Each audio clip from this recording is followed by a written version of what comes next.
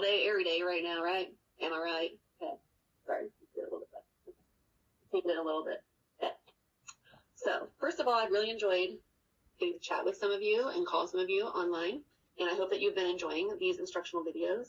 And we've gone through the atomic bombs, and I really enjoyed watching you do your discussion boards. You had good points to make to each other, and you were respectful.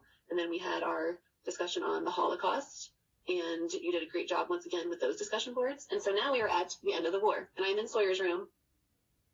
Oh, the Vikings, of course, again, but then also his sports drawers. Okay. And so, live from Sawyer's room is Mrs. Alfred. Okay, this is actually our last instructional video for a while because we're going to be working on some more newspaper assignments to go with our comic strip and our advertisement. And we're going to do that for World War II. And then our next instructional video will be about communism and capitalism and socialism, which will lead us into learning about Russia, the Russians. Okay, so let's go ahead and share this PowerPoint, and you should still have your notes to fill in. There we go. Okay, so after Victory in Europe Day, Victory in Japan Day, we're at the end of the war, and guess what? We have lost, this is like the bloodiest war, we have lost 50 to 55 million people, okay? Like, how devastating life is right now with what we're doing with this quarantine. They said the worst for, well, you guys know that sound. The worst projections for the United States at this point would be like 1 to 2 million people could possibly die from this coronavirus. And that seems like, I mean, that is a ton of people. But if you look at this number, 50 to 55 million people died from this war. Not only that, but you had cities that were just completely blown to smithereens. Like, not only just Hiroshima and Nagasaki, okay, those were obviously destroyed by the atomic bombs, but London was blown up, Paris was blown up, all these cities and areas where people lived. I mean, you could hardly find any houses that were untouched by bombs or debris or gunshots or anything like that. And so pretty much Europe was in shambles. And because of this, there were millions of homeless people, starving refugees, so people who had gone away from their original hometown and were living somewhere else. They were a refugee. They were taking refuge in a different country or a different city, but they're homeless, living somewhere else. And you also have people who had family members before this war and had brothers and uncles and grandparents and, grandfather and fathers that, their loved ones didn't make it out of the war. And we saw with our Holocaust video, with when the liberation of the Holocaust happened, that was, for some of them, that was their saddest day because they realized that their loved ones hadn't made it. And they were now, the only person that was left in their family. And so the war was over and that was happy, but all these things kind of made people sad. And so a new group was formed called the United Nations, which you can see in this picture on the bottom. It has all these flags. All these countries joined the United Nations, and it was formed to promote peace and friendly relations among the nations of the world. So all these countries are coming together to try to bring some peace, try to bring some hope, try to bring some friendly relations between these countries. But, it's a lot of brokenness right now in Europe, which kind of leads to this next slide. Because of all the brokenness in Europe, two powers emerged from this war, and they're going to be the lead powers in the world for a very long time. Can anybody guess? You guys raising your hands? Oh, none of you raised your hands. Jeez, such an easy question. Who's left for the Allies, the big nations that would not have been severely damaged or lost as many men? Anybody? You guys are so quiet today. You really need to start raising your hands and participating, okay? So I guess I'll just tell you, the two major powers that are left are communist Soviet Union and the democratic/capitalist United States. Like I said, after we're done with World War II, we're going to get into a little mini unit about capitalism, communism, socialism, so you'll understand that way better.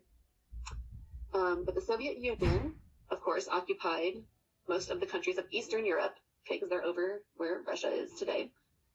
And they wanted to rule with a government based on communist ideas, okay? And what we're going to learn about with communist ideas is that the government owns everything, and basically the government passes out all the resources and all the money and all the food and all the health benefits, and nobody can have their own business and make their own money. You're basically like your work and my work. If I work really hard and you don't work as hard, we're still going to get paid the same amount, which can lead, can be good in some areas, but it also can lead to bad things, which we'll learn more about later. Okay, we're not going to focus on it for World War II. What's after World War II? The Allies occupied Japan, so we were able to be in Japan and help rebuild it. Okay, which a lot of you actually responded in your bombs discussion about how the Americans helped kind of rebuild Japan. And we established democratic government. And one of the areas that we kind of hit hard with our results of the war was Germany, of course. We were not going to let Germany have their country in place for a very long time. So Germany was divided into 4 parts, which you can see in the top picture. Each was put under control of one of the allies. So you have the British zone, Russian zone, which Russian is on the east side right there, the American zone on the bottom, and then the French zone. And France, the French zone, the American zone, and the British zone, we all combined ours together because we all believe in a democratic society. And so that whole section was called Western Germany. And then the USSR, which is the Soviet Union, they decided that their Russian zone would be communist. Okay, so that area is called Eastern Germany. So we have the bottom picture, you have that darker green, Western Germany, and then the lighter green is East Germany. But then look at the capital of the city of Berlin. Not you, Berlin. We love you. This Berlin, the capital is in East Berlin, as you can see on the bottom picture. But guess what they did? They decided to split the capital city down the middle, and they wanted to make it like half of the capital city, even though it's in East Berlin. Half of the capital city would belong to West Berlin, and half of it would belong to East Berlin. So they actually, in 1961, put up a wall called the Berlin Wall, and it was built by the Eastern Germany people, okay, the people belonging to the USSR, because they didn't like how their citizens were going in that city of Berlin. They did not like how their citizens would go and try to leave East Berlin, which is communist controlled, and go live in West Berlin, which was, capitalistic and democratic. And so they built a wall to keep their citizens from trying to, give up their Eastern Germany citizenship and go live in Western Germany. And so they built the wall. Things got really drastic with the wall, like soldiers, like if Eastern Germany people tried to run and hop over the wall, they had soldiers there to shoot them and kill them if they tried to become, a Western Germany citizen. So that area, and actually right by the wall, became known once again as no man's land, because if you tried to run through that spot, you would most likely get shot by the border patrol, basically is what they were. And so this wall lasted from 1961 until 1990, and it separated East Germany and West Germany. East Berlin, the capital, from West Berlin. And then finally, it got taken down in 1990, and it was a huge celebration. And you can see there's not really exciting YouTube clips, which is why I didn't put a video there. But they took down the wall, and now there's no longer West Germany and East Germany. There's just Germany. Okay, so results of the war. Oh, this one's really big. I believe that you've been talking about it with Mrs. Beshta in science class. But the introduction, one fun word, okay. The introduction of nuclear bombs and the status of the USSR and USA as superpowers will lead into a Cold War that will last between these two nations from 1947 to 1991. So for those almost 50 years, the United States and the USSR are the two world powers, and they're in competition with each other for everything. And they are spying on each other. We have Russian spies that come in America. And they're constantly, it's called the Cold War, which we'll learn about when we study Russia. But it's called the Cold War because no fighting, no blood is ever shed. No fighting ever happens. But it's almost like the Soviet Union is constantly threatening that if we do something, they'll send a nuclear bomb. And we're like, well, if you do that, then we'll send a nuclear bomb. And so all of this struggle happens in those, I guess it's closer to 45 years. But in those about 45 years, there's a big struggle between communism and being democratic. And so we will talk about that struggle more when we do study of Russia, because this is not the time for it. It's the end of World War II. And so to finish our discussion here, I am going to play a brain pop video for you.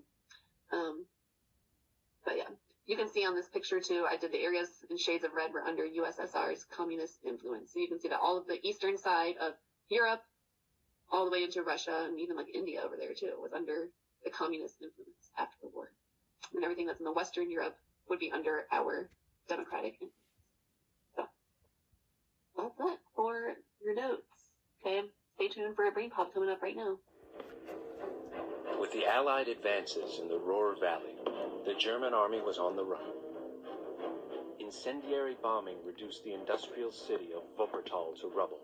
Every time I come in here, you're watching some World War II show. 100,000 refugees fled the firestorm, scattering into the countryside.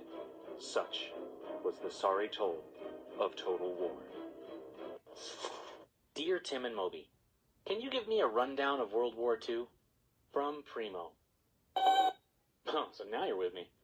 World War II was fought between the Axis powers, Germany, Italy, and Japan, and the Allied powers, England, France, the Soviet Union, the US, and a lot of other smaller countries. Germany was the major aggressor in World War II.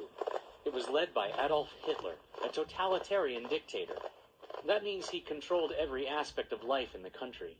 Hitler rose to power as the leader of the Nazi Party, a German political party. The Nazis took control by promising a glorious future for Germany, and stoking anger over the Treaty of Versailles, the peace agreement that ended World War I in 1919. Germany had agreed to pay huge sums of money to the winners and shrink its military way down. It also gave up big chunks of territory, one of which split the country in two. Hitler vowed to get revenge for this humiliation. He said the Germans were a master race, superior to all other people. It was their destiny to be the most powerful nation on earth. They would rule over the inferior races, which was basically everyone else. Hitler reserved a special hatred for Jewish people. He blamed them for Germany's problems, including the defeat in World War I. At first, the world stood by as Hitler began his quest for total power. No one wanted to spark another world war. In 1938, he sent troops into Austria, which gave up without much fight. A few months after that, he took over part of Czechoslovakia. It was hoped that he would be satisfied with these two conquests. But soon he was demanding the part of Poland that Germany had given up after World War I. Britain and France agreed to defend Poland against any aggression. Then, on September 1st, 1939, Germany invaded Poland. 2 days later, both Britain and France declared war on Germany. At this point, the Soviet Union was actually on Germany's side. So the two countries divided Poland between them. The Soviets took the eastern part, while the Germans occupied the western half. The German army went on to defeat Denmark, Norway, and Luxembourg. Then, over just 6 weeks in 1940, they overran the Netherlands, Belgium, and France. Their style of war was known as Blitzkrieg, which means lightning war. It was a fast, overwhelming invasion. Britain was left to fight the Nazis alone. The German Luftwaffe, or Air Force, used France as a base to attack England by air. When the British refused to surrender, the Luftwaffe began the Blitz. It was a relentless bombing campaign targeting London and other cities. But England's Royal Air Force, or RAF, managed to successfully defend their country. The US stayed out of the fighting, but supplied England with naval support, weapons, and equipment. Germany expanded its alliances by signing the Tripartite Pact with Japan and Italy. Meanwhile, the Nazi regime had begun arresting, deporting, and killing Jews and other minorities. This was the start of the Holocaust, the systematic murder of 6 million Jews. You can learn more about that in our Holocaust movie. In 1941, the global balance shifted again. Germany broke its pact with the Soviet Union, launching an invasion of its former ally. It proved to be a fatal mistake. The Germans suffered huge losses fighting the massive Soviet army and the bitter Russian winter. They were forced to retreat. Plus, they secured themselves a new enemy as the Soviet Union joined the global fight against them. Germany's chances of winning the war were getting very slim. But Hitler refused to give in. He would rather see his country destroyed than surrender. The United States finally entered the war after getting attacked on home soil. On December 7, 1941, Japan bombed the naval port at Pearl Harbor in Hawaii. In response, the U.S. joined up with the Allies and sent troops to 3 areas or theaters of war. One was the Pacific Theater to fight Japan in an island-hopping campaign. In the Mediterranean theater, the Allies fought the Axis powers in North Africa and Italy. And finally, a massive force of Americans, British, and Canadians was sent to fight in France. This was the Western Front of the European theater. More than 160,000 troops crossed the English Channel from Britain. They landed on the beaches of Normandy on the morning of June 6, 1944. This invasion is known as D-Day. The Allies sustained heavy losses but won a key victory. Germany was now trapped between two Allied fronts, Europe in the west and the Soviet Union in the east. After 5 years and millions of lives lost, the end of the war was finally in sight. German cities were flattened as the Allies pushed in from both sides. When it was clear there was no escape, Hitler took his own life. A week later, on May 7, 1945, Germany surrendered. In the Pacific, the Japanese were still holding off American forces. President Truman took a drastic step to end the war. He dropped nuclear bombs on 2 civilian cities, Hiroshima and Nagasaki. It's the only time the atom bomb has ever been used in war. Japan surrendered in August 1945. So, that's World War II. The basics. Does that answer all your questions? Well, that's what school is for. I have a life too, you know.